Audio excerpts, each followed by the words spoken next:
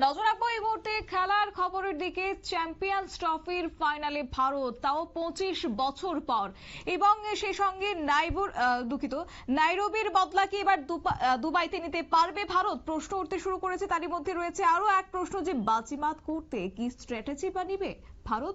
বিস্তারিত যাবো, আমাদের সঙ্গে যুক্ত হয়ে আছে প্রতিনিধি সুমন্ত ব্যানার্জি। সুমন্ত, কি বলবে? একেবারেই তাই। দেখো, শতাব্দী যে 25 বছর পর চ্যাম্পিয়ন্স ট্রফির ফাইনালে ভারত এবং নিউজিল্যান্ড। 25 বছর আগে 2000 সালে যে চ্যাম্পিয়ন্স ট্রফি হয়েছিল ফাইনাল, সেখানে ইন্ডিয়া নিউজিল্যান্ড মুখোমুখি হয়েছিল এবং সেই সময় কিন্তু ভারত হেরে গেছিল। 4 উইকেটে নিউজিল্যান্ড জিতেছিল চ্যাম্পিয়ন্স ট্রফির ফাইনাল এবং নিউজিল্যান্ডের জন্য সেটাই ছিল প্রথম আইসিসি ট্রফি যেটা। এবং দেখো, এই যে চ্যাম্পিয়ন্স ট্রফি, সেই চ্যাম্পিয়ন্স ট্রফির ফাইনালকে নিয়ে ইতিমধ্যেই কিন্তু উত্তেজনার পারদ জমতে শুরু করে দিয়েছে। একটা কথা মাথায় রাখতে হবে যে ভারতের কাছে কিন্তু এটা বদলার ম্যাচ। কারণ সেই 2000 সালে ভারত কিন্তু একটা দুর্দান্ত পারফরমেন্স করেছিল। প্রথমে ভারত ব্যাট করে 264 রান করেছিল। সেই সময় আমি তোমাকে বলছি, 2000 সালে 264 run, not easy run to Chase.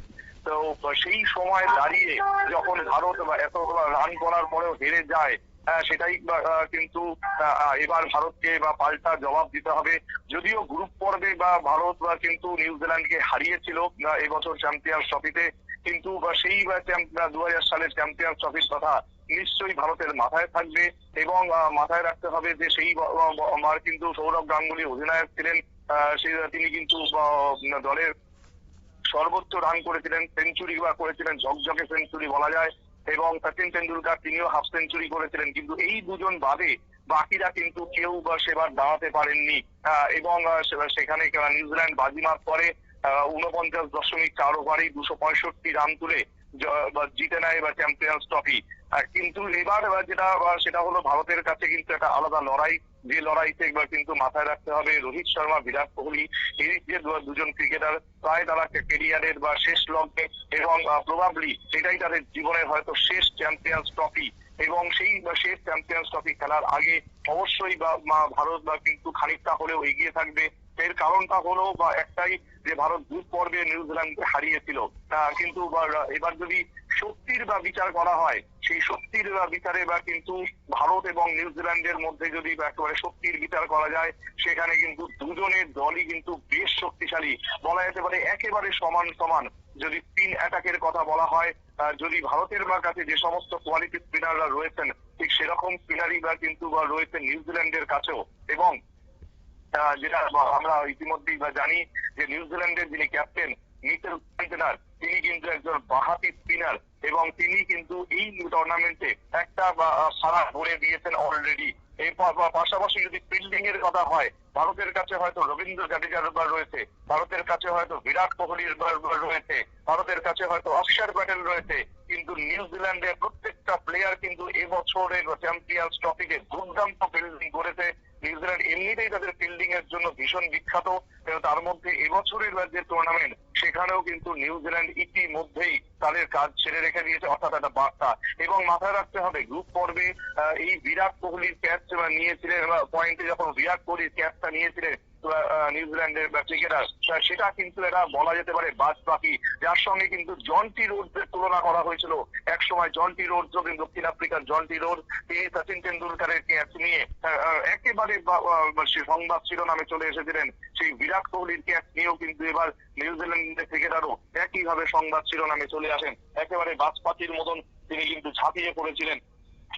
তিন আক্রমণ, ফিল্ডিং, দুটো কথাই তোমাকে বললাম। যদি ব্যাটিং এর গভীরতা বলা হয়, দেখো ভারতীয় দলে কিন্তু 8 নম্বর পর্যন্ত ব্যাটিং এর গভীরতা রয়েছে। আমরা যদি কুলদীপ যাদব, বরুণ চক্রবর্তী এবং মোহাম্মদ শামিকে ছেড়ে দিই, তাহলে কিন্তু একটা দুর্দান্ত জায়গার রয়েছে। ভারতের কিন্তু 8 জন ব্যাটিং করতে পারে। একই রকম ভাবে কিন্তু নিউজিল্যান্ডেরও কিন্তু সেরকমই কিন্তু শক্তি। সুতরাং যদি দুর্বলতা এবার যদি বলা যায়, দুর্বলতার জায়গা হচ্ছে নিউজিল্যান্ড এবং ফাইনালে ম্যাচ হেনরিকে নাও খেলাতে পারে। কারণ পুরো প্রতিযোগিতা তিনি দলের টেস্ট আক্রমণকে নেতৃত্ব দিয়েছেন, নতুন দলে শুরুও করেছিলেন তিনি কিন্তু ফাইনালে হেনরি না খেলে সমস্যায় পড়বে নিউজিল্যান্ড। উভয়ের যে পিচ, যেটা কিন্তু স্পিন সহায়ক। সুতরাং নতুন বলে বা হয়তো পেসারদের প্রয়োজন হবে, কিন্তু যখনই সেই বল পূরণ হতে শুরু করবে, পিচ যখন ফাটতে শুরু করবে, সেই জায়গায় কিন্তু স্পিনাররা একটা সাহায্য পাবে। সুতরাং সেই জায়গায় দাঁড়িয়ে স্পিনারদের কিন্তু একটা আলাদা গুরুত্ব থাকবে। সেই অনুযায়ী নিউজিল্যান্ডকে কিন্তু তাদের দল সাজাতে হবে। সুতরাং সবকিছু মিলিয়ে যদি তুলনা করা হয়, দুই দলে কিন্তু ভীষণ ভীষণ শক্তিশালী, এবং ভারতের কাছে বদলার ম্যাচ হলেও একই রকম কিন্তু নিউজিল্যান্ড তাদের যে ক্রিকেট গত কয়েক মাসে খেলে এসেছে সেটা তাদের বজায় রাখার চেষ্টা করবে।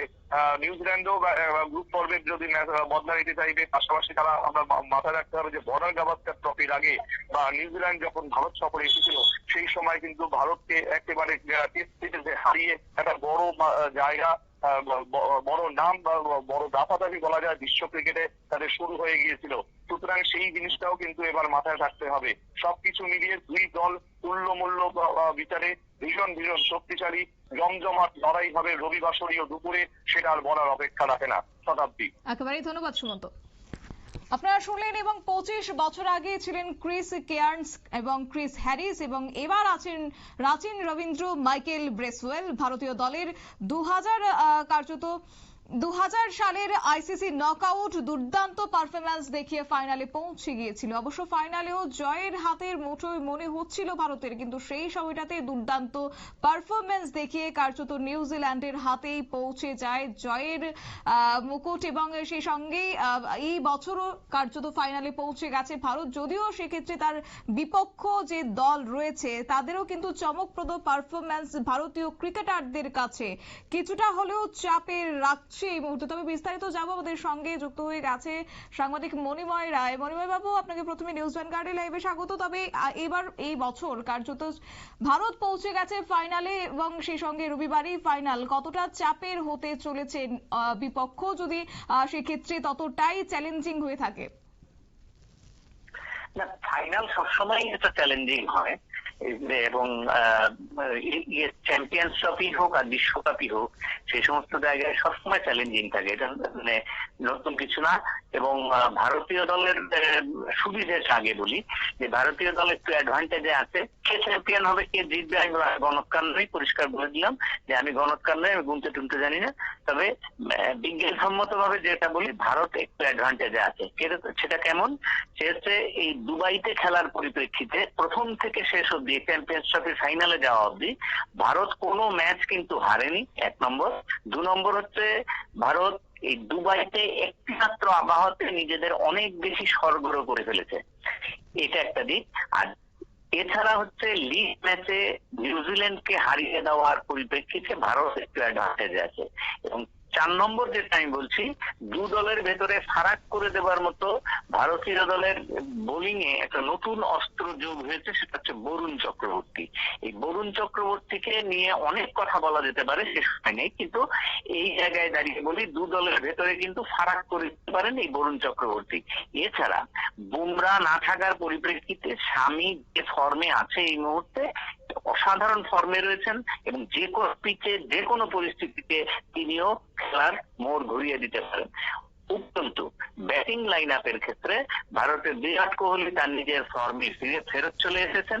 এছাড়া মিডল অর্ডারের দিকে শ্রেয়স আয়ার এবং আমাদের KL রাহুল যথেষ্ট ভালো জায়গায় রয়েছেন। একটা যে কোনো এই ধরনের ফাইনাল ম্যাচে 3 থেকে 4 জন ব্যাটসম্যান যদি গুরুত্বপূর্ণ রান করে যান, তাহলে বিপক্ষ প্রেসারে পড়ে যেতে পারে। এখন দ্বিতীয় বিষয়টা কেন, প্রশ্নটার মূল প্রশ্নটা যেটা, সেটা হচ্ছে কেন বিপক্ষ চাপে, সেটা একটু বললাম। ভারতের দিক থেকে কি সমস্যা হতে পারে, নিউজিল্যান্ড দলটা কেমন? নিউজিল্যান্ড দলটা সবচেয়ে সুবিধা হচ্ছে, আমরা যখন অস্ট্রেলিয়ার বিরুদ্ধে সেমিফাইনাল খেলেছিলাম, সেটা কিন্তু যথেষ্ট গুরুত্বপূর্ণ ম্যাচ ছিল। সেমিফাইনাল অবশ্যই গুরুত্বপূর্ণ থাকে সব সময়, এবং সেই জায়গায় খুব টেনশনের ম্যাচ ছিল। এই কারণে 264-কে দুবাইয়ের মাটিতে চেস করা কিন্তু যথেষ্ট কঠিন। সেখানে ভারত চেস করে গিয়েছে, এবং এই অস্ট্রেলিয়া দলের যে ডিসঅ্যাডভান্টেজটা ছিল সেটা ভালো করে লক্ষ্য করলে দেখা যাবে যে গ্রুপ লিগে তারা কিন্তু পূর্ণ ম্যাচ খেলেছে মাত্র একটা, বাকি ম্যাচগুলি তাদের ওয়াশ আউট হয়ে গিয়েছিল। এই জায়গায় দাঁড়িয়ে তারা ভারতের সঙ্গে খেলতে এসেছিল একটি ম্যাচের অভিজ্ঞতা নিয়ে এই টুর্নামেন্টে। এছাড়া নিউজিল্যান্ডের ক্ষেত্রে কিন্তু সেই অসুবিধাটা নেই। তারা পুরো লিগ ম্যাচের পুরো ম্যাচ খেলার তারা সুযোগ পেয়েছে, খেলোয়াড়দের নানাভাবে পরীক্ষা নিরীক্ষা করার সুযোগ পেয়েছে। আরেকটা হচ্ছে ভারত 4 জন স্পিনার নিয়ে খেলে, নিউজিল্যান্ডও কিন্তু 4 জন স্পিনারের সহায়তা পাচ্ছে। গত ম্যাচটা যদি নিউজিল্যান্ডের সেমিফাইনাল ম্যাচটা যদি আমরা লক্ষ্য করি, তারা রাচিন রবীন্দ্রন, ফ্যাটনার তো আছেই, ফ্যাটনার অসাধারণ স্পিন বোলিং করছেন, মাইকেল ব্রেসওয়েল এবং ডিলেন ফিলিপ, এরা এই ফ্যাটনারকে যথেষ্ট সহায়তা করছেন। এই মাইকেল ব্রেসওয়েল উইকেট পেয়েছেন, মিচেল ফ্যাটনার তো একাই সাবলে দিয়েছেন গতদিন, এবং রাচিন রবীন্দ্রন ব্যাটের সাথে বলেও সুযোগ দুর্দান্ত স্পিন বোলিং করেছেন, এবং গ্লেন ফিলিপস তিনিও 3 ওভার বল করলেও 27 রান দিল, 2খানা উইকেট, গুরুত্বপূর্ণ উইকেট নিয়ে নিয়েছিলেন। এই সমস্ত জায়গায় দাঁড়িয়ে নিউজিল্যান্ডের একটা অ্যাডভান্টেজ হচ্ছে, তাদের বেশ কিছু ব্যাটসম্যান, বিশেষ করে ওদের রাচিন রবীন্দ্রন ভারতীয় বংশোদ্ভূত, এবং উইলিয়াম প্রাক্তন ক্যাপ্টেন, এবং মিচেল, তারা কিন্তু যথেষ্ট ভালো ফর্মে রয়েছেন এবং শেষের দিকে ফিলিপস অলরাউন্ডার হিসেবে দুর্দান্ত ব্যাট করছেন। এটা তাদের ক্ষেত্রে অ্যাডভান্টেজ। সুতরাং সেই দিক থেকে বিচার করে নিউজিল্যান্ড এবং ভারতের ফাইনাল ম্যাচ অত্যন্ত জমজমাটি ম্যাচ হবে বলে মনে হচ্ছে। তারপরেও বলি ভারতের অ্যাডভান্টেজ রয়েছে এই ফাইনাল ম্যাচে। ধন্যবাদ। আপনারা শুনলেন সাংবাদিক মণিময় রায়ের বক্তব্য, এবং সেই সঙ্গে যেহেতু রবিবারই রয়েছে ফাইনাল ম্যাচ, এবং ইতিমধ্যেই এই ফাইনাল ম্যাচের আগে নিশ্চিন্তে থাকতে পারছে না ভারতীয় দল, তবে তারই মধ্যে কোন স্ট্র্যাটেজি অবলম্বন করে ভারতীয় দল, এবং সেই সঙ্গে রবিবারের এই ফাইনাল ম্যাচে সেই 25 বছর আগের বদলাটা নিতে পারে কিনা ভারত, সেটা অবশ্য দেখার, এবং ক্রিকেট প্রেমীরাও কিন্তু সেদিকেই তাকিয়ে রয়েছে।